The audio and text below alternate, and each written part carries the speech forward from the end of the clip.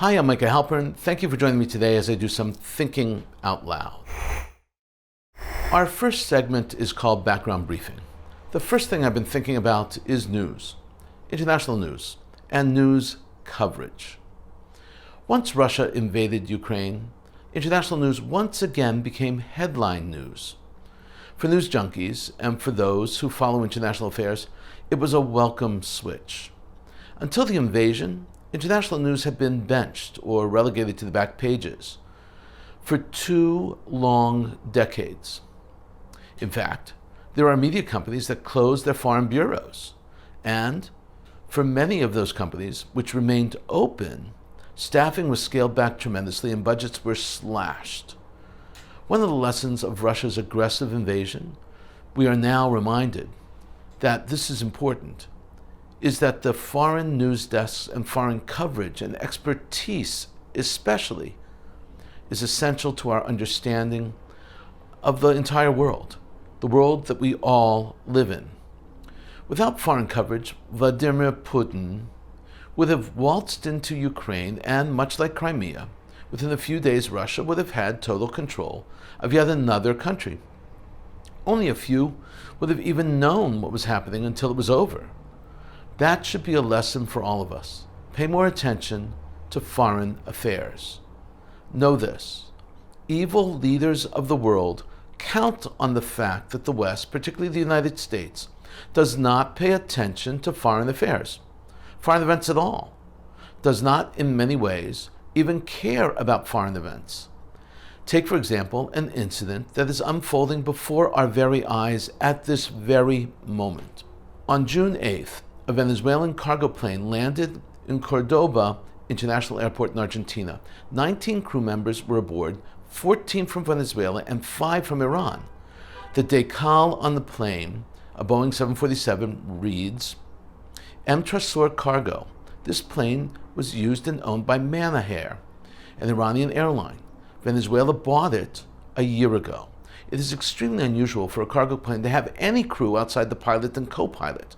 This one had 19 crew members. In terms of aviation, that alone sets off bells and whistles. The passports of all the crew members were confiscated. As of this writing, one person, cum crew member, has been confirmed to be part of a terrorist organization. He is a member of the Al-Quds unit of the IRGC, the Iranian Revolutionary Guard Corps. The Al-Quds unit is responsible for operating outside of Iran, not just in Syria and Lebanon, but around the world. This unit has now set their sights on South America. South America is Al-Quds' new desired hub of operations. According to the manifest, the plane was carrying automobile parts. Car parts can look very much like parts for weapons, not the weapons we know, but big weapons. Most probably these parts were being flown over to repair planes for the Venezuelan and to repair the Venezuelan oil rigs. Venezuela, which has one of the world's largest oil reserves, is under sanctions. So is Iran. Their pumps have fallen into total disrepair, and the oil cannot be extracted right now. They need parts and they need oil. They are secretly importing oil from Iran in violation of the sanctions against both of their countries. Grounding a plane is a serious move. It means that there is much more to the story. Something very big is happening. This plane was grounded on June 8th, and it is still grounded. In 2011, the United States designated the IRGC a terrorist group for their support of the Al-Quds unit. The designation reads, and I'm quoting exactly, for providing financial, material, and technical support to the Islamic Revolutionary Guard Corps Quds Force, unquote. The Israeli embassy in Argentina has gotten involved. The embassy posted a statement that reads, these events testify to the attempts by the Islamic Republic of Iran through the IRGC and the Al-Quds Force to continue establishing and spreading its influence all over the world. This includes South America, with the goal of serving as a terror base for the entire continent, unquote.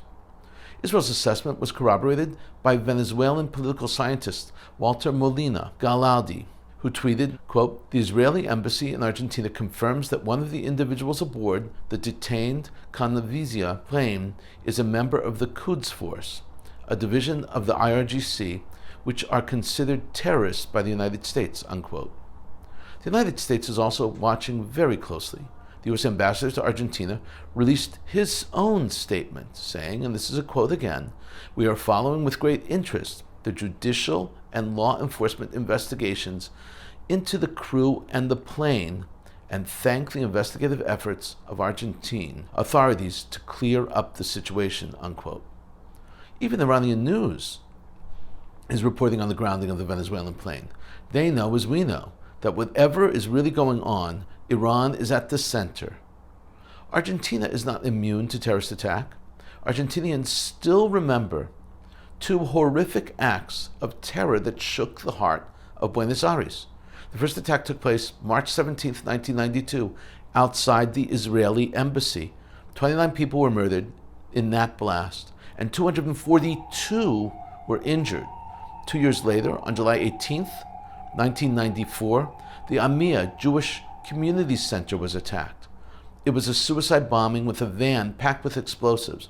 The blast destroyed the entire city block.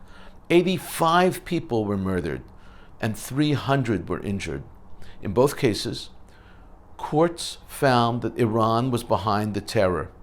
Argentina has decided that they will not be a way station or a transit point for terror, for Iranian terror specifically. It is possible that Argentina found out that these Al-Quds members were going to set up operations in South America. Stopping Iran, or at least slowing them down, would be a very valuable step in fighting terror and its expansion in South America. Iran and Venezuela are moving to blunt the sanctions imposed upon them and to organize responses. Their presidents of Venezuela and Iran have just signed a 20-year mutual assistance agreement. The final chapters of this story have not yet been written. Iran and Venezuela are committed to establishing a center of operations in South America. They will not give up, but each time we can put a chink in their terror chain, we have gained time and we have all saved lives. Good going, Argentina. We thank you, and hopefully we will be learning more about this story through our headline news. Coming up next, Points of View. First up is a column from Ynet. It was written by Yasser Abu Hilala, a Jordanian journalist, and it was originally published in the Van Leer Institute's OFEC program. The column is entitled, "Iran is the Divisive Force in the Middle East." Subtitled, "Opinion: Islamic Republic seeks to sow chaos, focusing only on its own interest, even if they come at the expense of other nations in the region, and widening the rift between Shiite and Sunni Muslims." That's a very long subtitle, but that's the nature of the internet. This column makes a point about Iran that should be obvious to everyone. Iran looks out for its own interest, and for its own interest exclusively. This is how Abu Hilala begins. The Arab world did not always view the Shiite regime in Iran through sectarian lens, despite the fact that the majority of Muslims in the world are Sunni. Former Iranian Supreme Leader Ruhollah Khomeini, the father of the Iranian Revolution, used to be seen as the leader of the protest against the Shah's oppression, Western hegemony, and Israel's influence. Later, the Iran-Iraq War undermined Iran's reputation in the Arab world.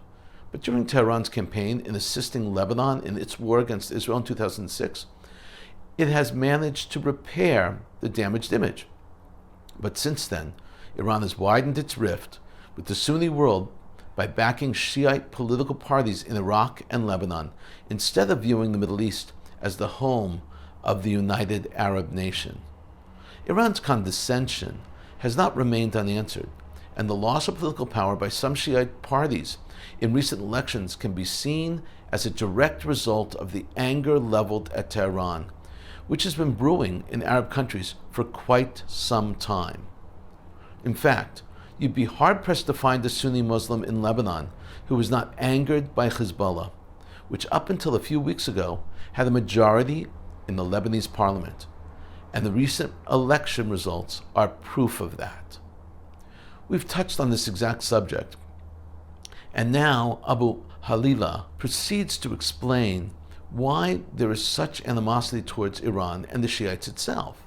He writes, Hezbollah is also immersed in sectarianism in its political alliances. The party demonstrates a lack of position towards Lebanon's President Michel Aoun, who was suspected of having ties with Israel, among other foreign interest affairs, when he was a general in the military. The Iran-backed organization has no such tolerance of Lebanon's Sunni leaders, as was evident by the death sentence given to former Sunni Imam Ahmed al-Asir, who dared to criticize Iran. He was accused of causing civilian deaths and sectarian fighting and attacking the military in Zaydan, the third largest city in Lebanon, in 2013. For instance, Hezbollah's chief, Hassan Nasrallah, was tasked by Tehran with the responsibility of executing Iran's orders in Iraq and Yemen.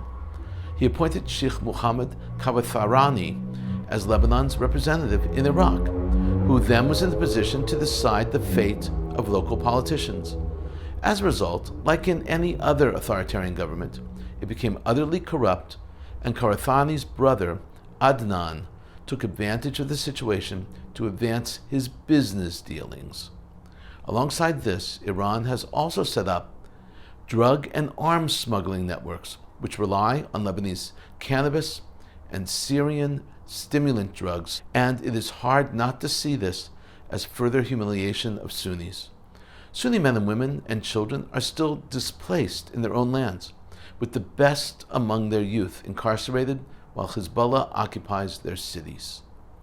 Iran seeks to sow chaos and is focused only on its own interests instead of considering the entire Arab nation as one, irrespective of factual affiliation. Until it adopts a different policy, it stands to lose even the support of Shiite Muslims. He's 100% correct. The influence of Iran and Shiite Islam is weakening throughout the Middle East. But the dangers they represent and they present are still very strong. Next up is a column from Ynet. It was published on June 13th and was written by Alex Fishman. This column, too, is about Iran. It's entitled The Danger of Iranian Despair. Subtitled Opinion, Tehran has been taking one blow after the other, both financially and militarily, but as the mullah regime feels the earth shaking under its feet, it becomes more impulsive and unpredictable. Alex Fishman gives us some further insight into Iran. In his column, he suggests that Iran is becoming unpredictable. This is how he begins. Meir Dagan, the late former head of the Mossad intelligence agency, defined Israel's strategy against nuclear Iran as a series of small blows against many seemingly unrelated targets, hoping that altogether all the hits will compound to a change in the Iranian regime or its nuclear plans. This strategy, which has so far proven to be relatively successful, has been in place for decades, with the only variable being the intensity with which Israel and the West apply pressure on Tehran to undermine its regime. Over the past few months, that pressure has been very intense, and this time the West may just have a chance at succeeding. Iran's announcement last Thursday that it was shutting off surveillance cameras at some nuclear sites across the country as a means to pressure the West as it seeks to censure Tehran at a meeting of the International Atomic Energy Agency epitomizes a regime in distress.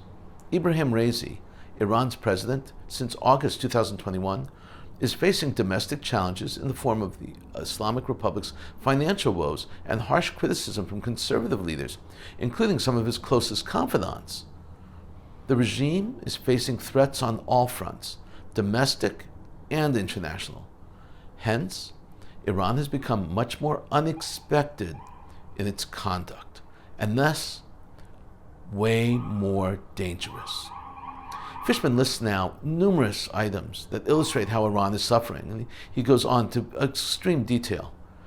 His conclusion, though, is important. He comes to the conclusion this way, that Iran's religious leadership cannot hold on for much longer, and because of that, they might do something very dangerous. Fishman writes, "This psychological offensive has already yielded one outcome. The nuclear deal with the world powers seems to be falling apart. Raisi's Iran cannot come crawling back asking for generous offer the Americans made several months ago. On the other hand, a regime in distress could do something extreme to demonstrate its power and to scale the diplomatic ladder. This is why Tehran has been making a great effort to harm Israeli nationals abroad. Out of despair, the Iranian regime may be capable of going even further.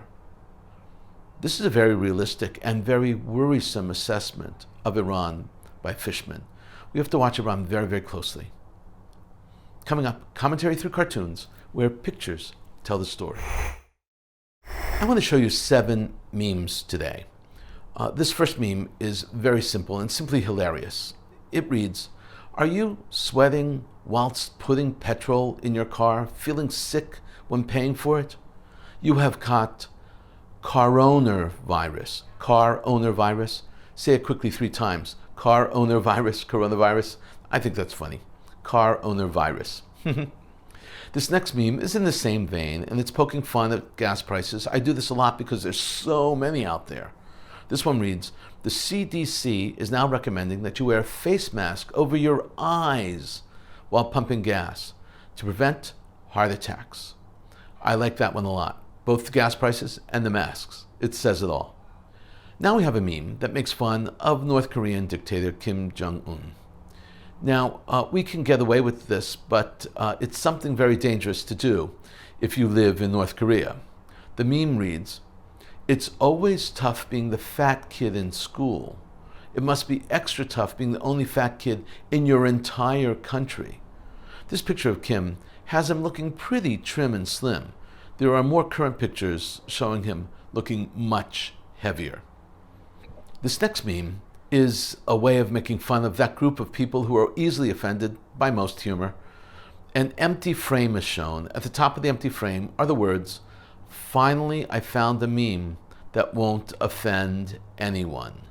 It's true. People get offended at the silliest things. Hopefully you're not offended by my selection of humor, though. I hope so, at least.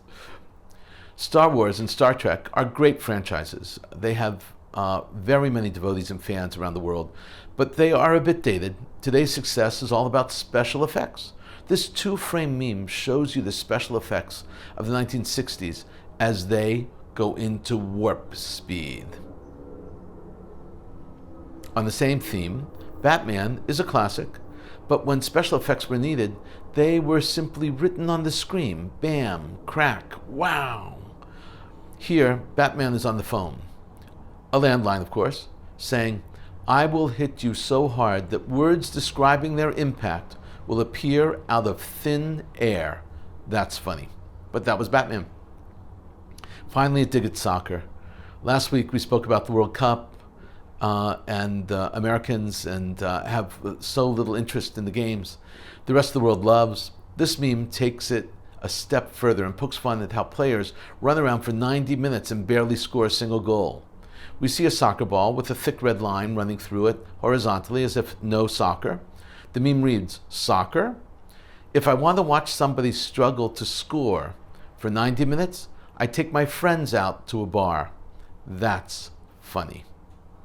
In a moment, more of my own perspective and a few predictions.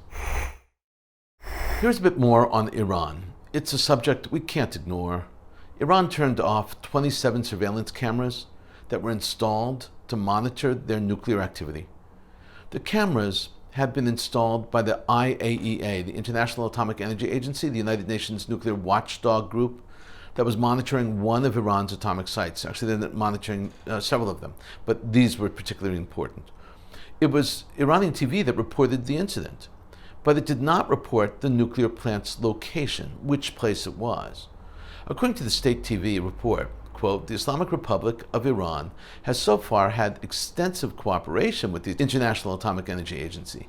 Unfortunately, the agency, without considering this cooperation, not only did not appreciate this cooperation, but also considered it as a duty of Iran," unquote. Iran has been withholding footage from the IAEA surveillance cameras since February 2001 as a pressure tactic to restore the atomic accord. Israeli Prime Minister Naftali Bennett has made it very clear that Israel will not let Iran cross the threshold and become a nuclear power with nuclear weapons. Bennett said, Israel is operating against the many tentacles of Iranian terror, not only as it has done in the past decades.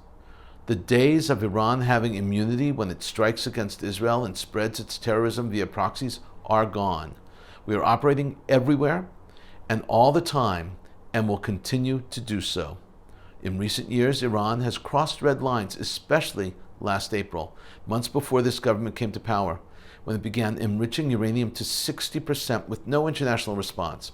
Israel cannot and will not accept such a situation. And then Bennett added, we expect the IAEA Board of Governors will issue a clear warning sign before the regime in Tehran and make clear that if they continue their defiant nuclear policy, they will pay a heavy price, unquote. Former Chief of Military Intelligence Amos Yadlin has been very vocal about Iran.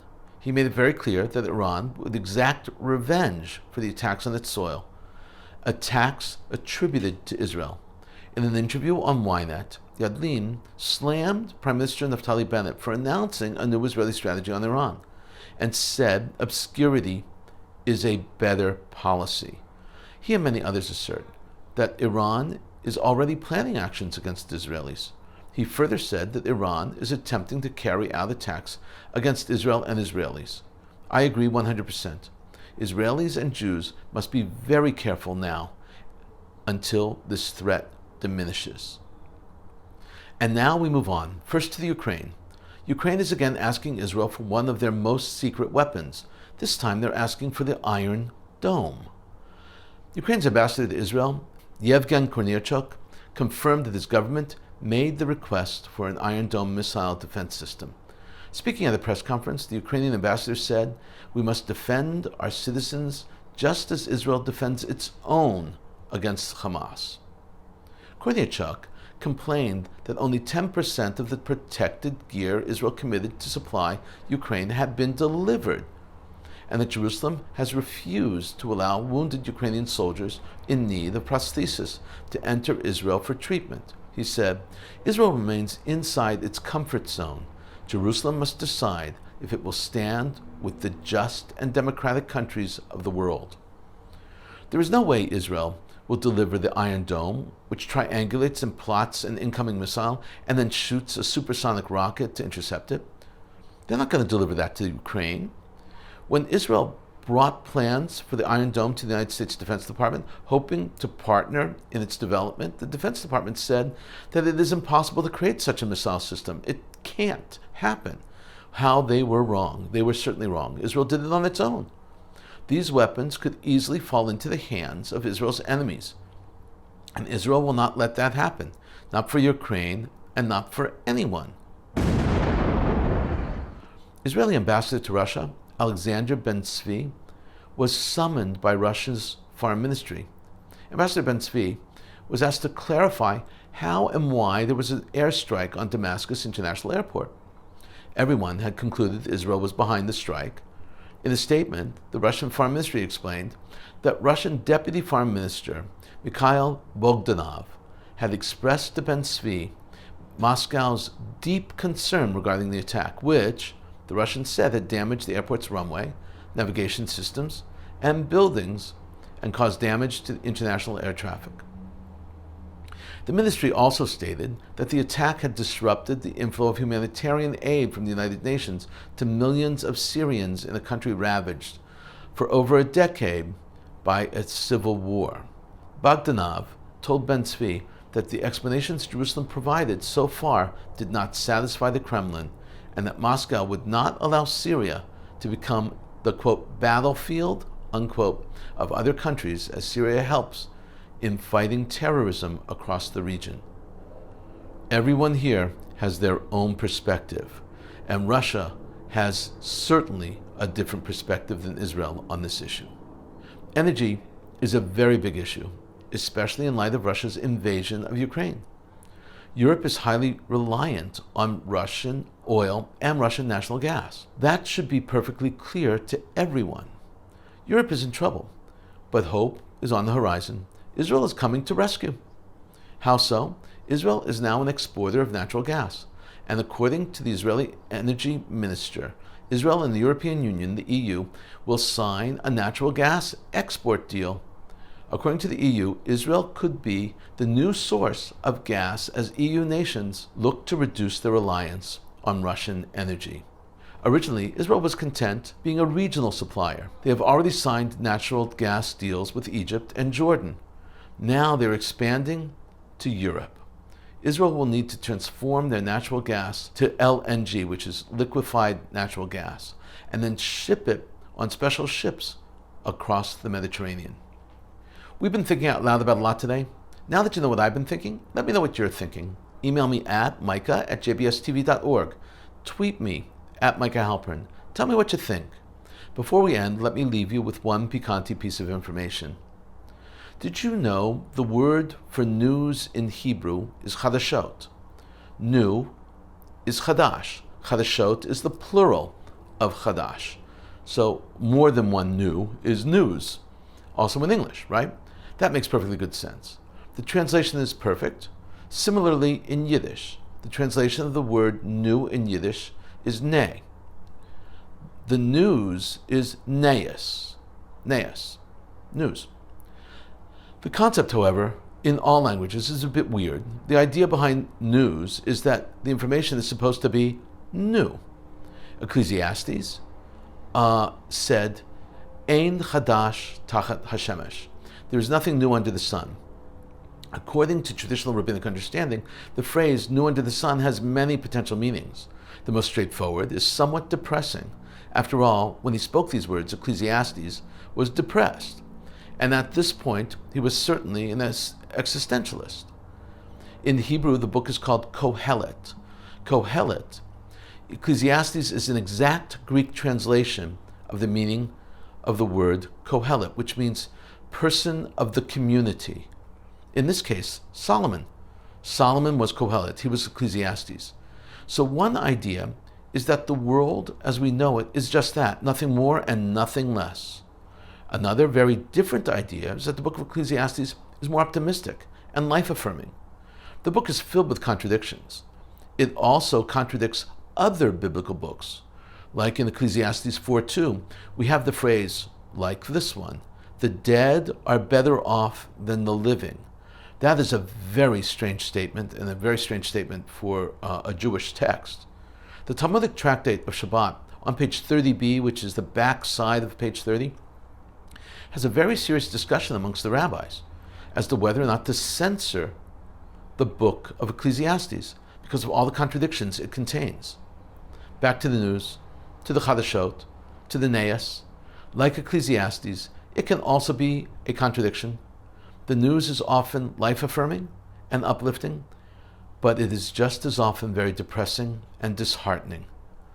As one of the greatest newscasters of all time, CBS News anchor Walter Cronkite famously said night after night when he signed off the news, that's the way it is.